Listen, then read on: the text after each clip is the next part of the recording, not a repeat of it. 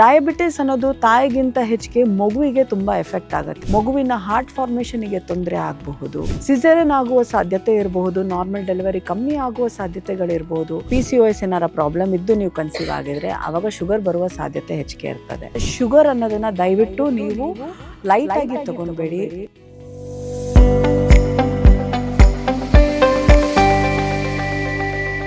Hi, ನಾನು doctor Rashmi TN, medical director of Garbhagriha health centre, Kanakapura road. ನಾನು obstetrician, gynaecologist, infertility specialist ಮತ್ತು laparoscopic surgeon.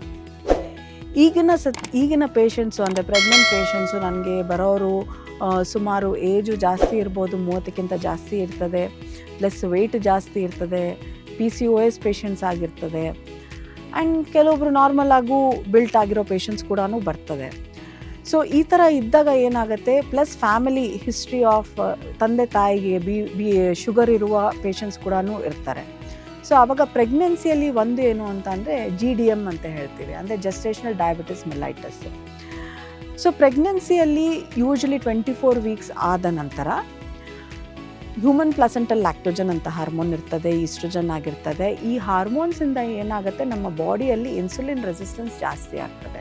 So ಈ insulin resistance ಜಾಸ್ತಿ ಆದಾಗ ನಮಗೆ ಬಾಡಿಯಲ್ಲಿ ಶುಗರ್ ರೈಸ್ ಆಗಿ ಪ್ರೆಗ್ನೆನ್ಸಿಯಲ್ಲಿ ಶುಗರ್ ಬರುತ್ತೆ ಅಂತ ನಾವು ಡಯಾಗ್ನೋಸ್ ಮಾಡ್ತೀವಿ.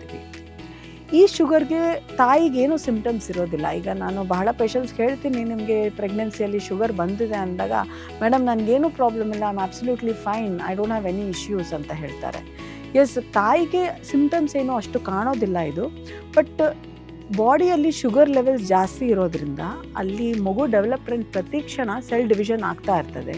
ಪ್ರತಿ ಸೆಲ್ ಡಿವಿಷನ್ನಲ್ಲೂ ಹೈ ಗ್ಲೂಕೋಸಿಗೆ ಎಕ್ಸ್ಪೋಸ್ ಆಗಿರ್ತದೆ. ಈ ಹೈ ಗ್ಲೂಕೋಸ್ ಎಕ್ಸ್ಪೋಸ್ ಆಗಿದ್ದಾಗ ಮಗುವಿನ ಬೆಳವಣಿಗೆ ಜಾಸ್ತಿ ಆಗಿರ್ಬೋದು, ತೂಕ ಜಾಸ್ತಿ ಆಗಿರ್ಬೋದು, ಮಗು ಸುತ್ತ ನೀರು ಜಾಸ್ತಿ ಆಗಿರ್ಬೋದು, ಅದರಿಂದ ಅಬ್ನಾರ್ಮಲ್ ಪೊಸಿಷನ್ ಆಗಿರಬಹುದು, ಸಿಸೇರಿಯನ್ ಆಗುವ ಸಾಧ್ಯತೆ ಇರಬಹುದು, ನಾರ್ಮಲ್ ಡೆಲಿವರಿ ಕಮ್ಮಿ ಆಗುವ ಸಾಧ್ಯತೆಗಳಿರ್ಬೋದು, ಅಥವಾ ಡೆಲಿವರಿ ಆದ ನಂತರ ಬೇಬಿಯ ಶುಗರ್ ಸಡನ್ನಾಗಿ ಡ್ರಾಪ್ ಆಗುವ ಚಾನ್ಸಸ್ ಇರ್ಬೋದು.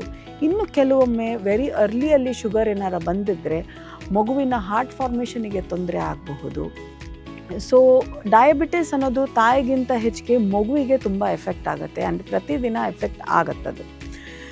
ಕೆಲವು ಪೇಷಂಟ್ಸು ಡಯಾಬಿಟಿಸ್ ಬಂದಾಗ ನನಗೆ ಡಯಟು ಎಕ್ಸಸೈಸ್ ಸಾಕು, ಅಥವಾ ಟ್ಯಾಬ್ಲೆಟ್ಸು ಅಥವಾ ಇನ್ಸುಲಿನ್ ಇಂಜೆಕ್ಷನ್ಗೆ ಬಹಳ ಹೆದರ್ಕೊತಾರೆ. ದಯವಿಟ್ಟು ಹೆದರ್ಕೊಬೇಡಿ.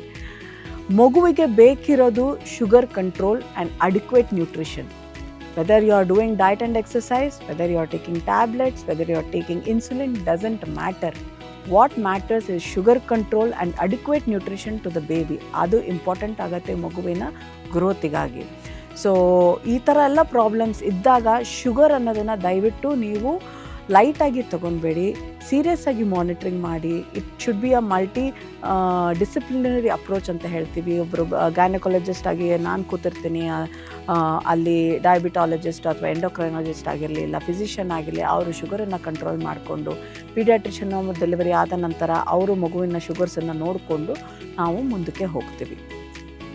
ಈ ಶುಗರನ್ನು ನಾವು ಮುಂಚೆನೇ ತಡೆ ಮಾಡಿಸ್ಬೋದು, ಅಂದರೆ ಬರ್ದಿರೋ ಥರ ನೋಡ್ಕೊಳ್ಬೋದು. Especially obese patient, family history of diabetes ಇದ್ದರೆ ನಿಮ್ಮ ತಂದೆ ತಾಯಿಗೆ, ಅಥವಾ PCOS ಏನಾರ ಪ್ರಾಬ್ಲಮ್ ಇದ್ದು ನೀವು ಕನ್ಸೀವ್ ಆಗಿದರೆ ಆವಾಗ ಶುಗರ್ ಬರುವ ಸಾಧ್ಯತೆ ಹೆಚ್ಚಿಗೆ ಇರ್ತದೆ. ಸೊ ಆವಾಗ ನೀವು ಏನು ಮಾಡಬೇಕು ಅಂತ ಅಂದರೆ, ಕಾರ್ಬೋಹೈಡ್ರೇಟ್ ರಿಚ್ ಡಯಟನ್ನು ಕಮ್ಮಿ ಮಾಡಿ. ಅಂದರೆ ಸಿಂಪಲ್ ವರ್ಡ್ಸಲ್ಲಿ ಹೇಳಬೇಕು ಅಂತಂದರೆ, ನನಗೆ ಬಯಕೆ ಇದೆ, ಇದನ್ನು ಜಂಕ್ ಫುಡ್ ತಿನ್ನಬೇಕು, ಇದನ್ನು ತಿನ್ನಬೇಕು, ಅನ್ನೆಸೆಸರಿಲಿ ವೆಯ್ಟ್ ಗೇನ್ ಪ್ರೆಗ್ನೆನ್ಸಿಯಲ್ಲಿಯೇ ಬೇಡ.